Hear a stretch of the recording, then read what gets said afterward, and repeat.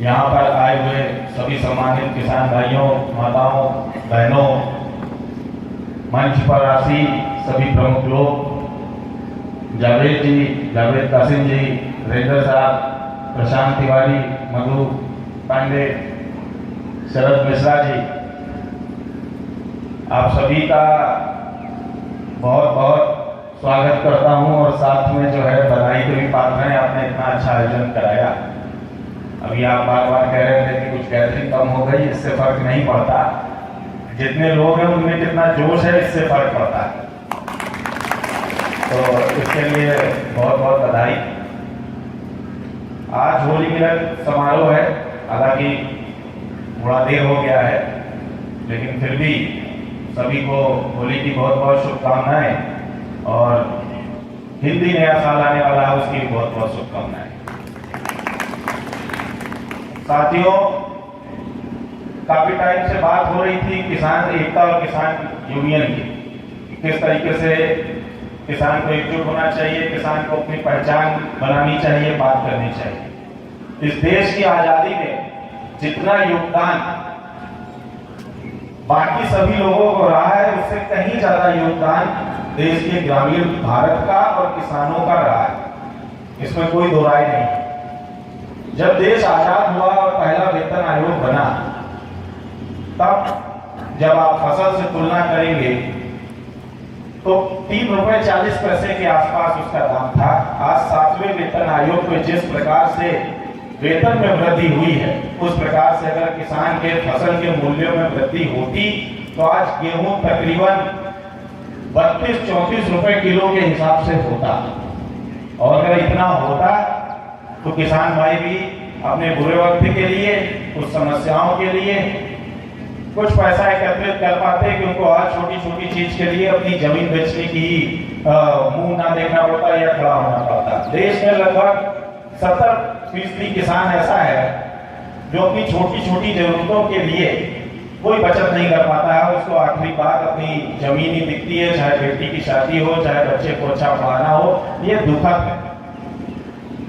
आखिर सुई से लेकर तलवार तक, हवाई जहाज तक, कोई भी उद्योगपति जब बनाता है तो उसको उसका मूल्य निर्धारण करने का एक अधिकार सरकार ने दे रखा है, भले वो 25 पैसे की जगह 25 रुपए ही क्यों ना देता। आप ही के अनाज से जब तरह तरह के प्रोडक्ट कंपनियां बनाती हैं तो अपना मुंह मार्जी के हिसाब से दाम तय करती हैं, उनका खूब मुनाफा कमाती हैं। आज देश में किसानी घटती जा रही है। जो आज से 25 साल पहले 77 और 76% थी, आज वो 54-55% आगे रह गई है। जमीनें छोटी होती जा रही है, किसान छोटा होता जा रहा है और साथ में छोटा किसान मजदूर की तरह तब्दील होता जा रहा है। अगर जो आप लोग खेतों में काम करते हैं अपना मजदूरी का मूल्य भी लगा लेंगे प्रतिदिन के हिसाब से, तो आपको पता लगेगा कि किसानी वाकई बहुत घाटे का सौदा और दोनों चीजें हैं, इसका कोई मोल नहीं। और बाद में जब कोई आपदा आती है, कोई समस्या होती है, तो सरकारों से भी उतना सहयोग नहीं मिल पाता जितना अपेक्षा की जाती। उद्योगों को बढ़ाने के लिए सरकार हजारों करोड़ के ऋण माफ करती है, सरकार हजारों करोड़ की बातें करती है, हजारों करोड़ रुपए सब्सिडी का भी देती है, किसानी में नहीं देती। क्योंकि एक लालच आपकी जमीन का भी सभी को है, सभी बड़े उद्योगपति को, सभी इंडस्ट्रीज को और सरकार। जमीन तो किसान से ही चाहिए, वो किसान के ही पास है। अगर वो लाभ का सौदा होगा तो वो जमीन छोड़ेगा नहीं और यहाँ से वो पलायन करेगा। इसलिए वो सभी को चाहिए, सभी उसके लिए निरंतर प्रयासरत रहते हैं। किसान कैसे तरक्की करे इसके लिए बातचीत तो की जाती है, लेकिन कोई ठोस कदम नहीं उठाया जाता। बहुत सारी किसानों के लिए सुविधाएं भी दी जाती है, लेकिन जमीन पे इंप्लीमेंट नहीं हो पाता। अधिकतर किसान भाइयों को उसका कोई मूल्य सही नहीं मिलता है। और आज शहरों के विकास की बात होती है, आज स्मार्ट सिटी की बात होती है। जब तक गांव को समृद्ध नहीं बनाया जाएगा, कोई भी शहर न स्मार्ट बन सकता है और न संतुलित बन सकता है। अभी कुछ दिन पहले मैं स्मार्ट सिटी की चर्चा लखनऊ में था, तो मैंने कहा अगर आसपास के गांव इसी तरीके से खत्म होते रहेंगे और वो शहरों की तरफ मूव करते रहेंगे, शहरों की तरफ बढ़ते रहेंगे, तो जो लोग बेरोजगार होके अपनी जमीन होके वहां आए हैं उनके लिए आप नया संसाधन कौन सा उपलब्ध कराएंगे? और नहीं कराएंगे तो हमेशा शहर बेतरतीब ही रहेगा। बहुत सारे ऐसे शहर हैं जिनको व्यवस्थित होना चाहिए। यस, स्मार्ट शहर की बात करते हैं। गांव में छोटी छोटी समस्याओं के लिए लोग परेशान हैं। बिजली की बात करें, अगर गांव में अच्छी बिजली की व्यवस्था दी जाए तो बहुत सारे उद्योग लगाए जा सकते हैं, बहुत सारी चीजों पे काम हो सकता है, पर उतनी पर्याप्त बिजली नहीं दी जाती। पानी की बात करें तो पानी को संचय करने की जो पुरानी व्यवस्था थी वो भी चौपट हो गई है, नई व्यवस्था की तरफ कोई बहुत ज्यादा ध्यान देता नहीं है। स्कूलों की बात करें तो जिस अनुपात हम दूसरे देशों से मुकाबला करने की बातें करते हैं उस अनुपात में क्या गांव में स्कूल बचे हैं? क्या वहां पर वैसी शिक्षा, वैसी पढ़ाई होती है? 80% तो नहीं होती है मेरे हिसाब से, 20% होती होगी। ये भी नहीं कहता कि बिल्कुल नहीं होती है, लेकिन 80% नहीं होती। अब बात यह है कि अगर रेलगाड़ी का पटरी बढ़ानी होगी तो जमीन हमारी चाहिए, अगर नया राजमार्ग बनाना होगा तो जमीन हमारी चाहिए, नया बिजली स्टेशन बनाना होगा, नया बिजली प्लांट लगाना होगा, जमीन हमारी चाहिए, नई स्वास्थ्य व्यवस्थाएं डेवलप करनी होगी, चाहे आप बड़ी बात करें एम्स की, चाहे सामुदायिक केंद्रों की बात करें, जमीन हमारी चाहिए होगी। जब सब कुछ हमारा ही चाहिए है तो बदले में सुविधाएं देने में कष्ट कैसा, बदले में हमको आगे बढ़ाने में कष्ट कैसा?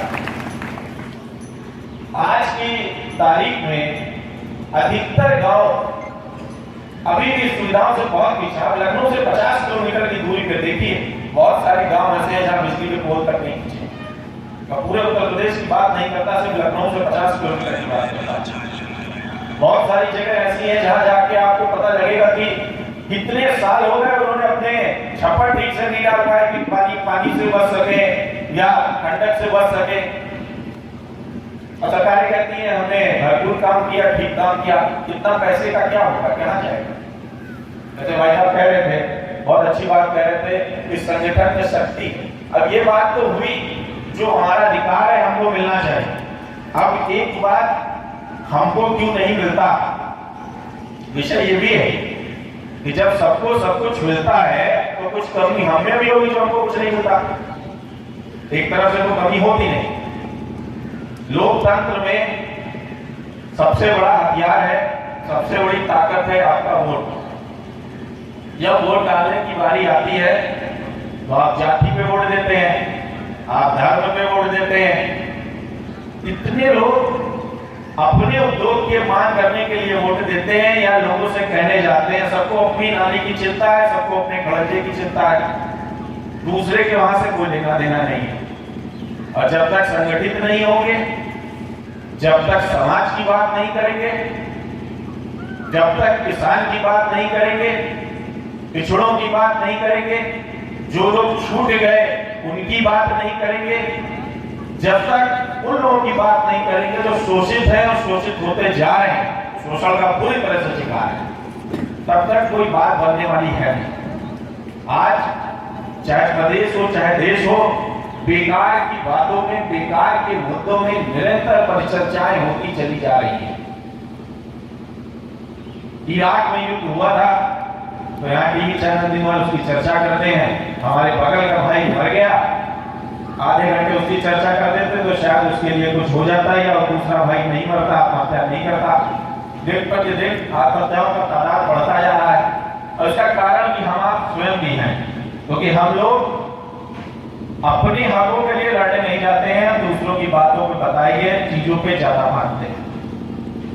तो आज होली मिलन समारोह है, तो आप लोगों से ये विनती है कि अपने सबसे पहले जो अपने मन की होलिका है उसको जलाइए, अपनी जो बुराइयां हैं उनको खत्म करिए, अपने को संगठनात्मक ढांचा बनाइए, शक्ति बनाइए। जब आप एकत्रित हो जाएंगे, जब लोगों को लगेगा अब विकास पहले गांव का होना चाहिए, पहले किसानों का होना चाहिए, पहले मजदूरों का होना चाहिए, पहले उनका होना चाहिए जिनका उस पर हक है, तो निश्चित ही वो विकास होगा और आपके लिए कुछ सार्थक कदम भी उठाए जाएंगे। अन्यथा आज मैं बोला हूं, कल कोई और बोलेगा, ऐसे ही समय बीतता जाएगा और संख्या कम होती जाएगी। इसलिए अब समय है कि आप लोग जागिए, एक हो जाइए और साथ में नए भारत का निर्माण करिए। और भारत की आत्मा, जैसे गांधी जी कहते थे, गांव में ही बसती है। भारत की संस्कृति गांव में ही बसती है।